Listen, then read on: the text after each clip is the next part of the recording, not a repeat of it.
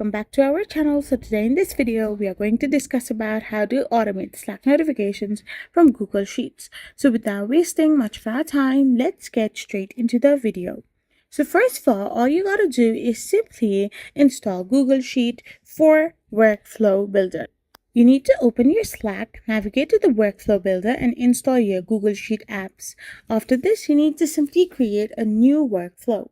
You need to start a new workflow in the Workflow Builder and you need to choose Google Sheet as the trigger. After this, select the specific Google Sheet and the sheet within it and add a Slack action. Add a Slack action to your workflow. Example, send a channel message and configure the message content, including information from your Google Sheet data. Once this is done, you can publish the workflow and you're all set. So this is how you can automate Slack notifications from Google Sheets.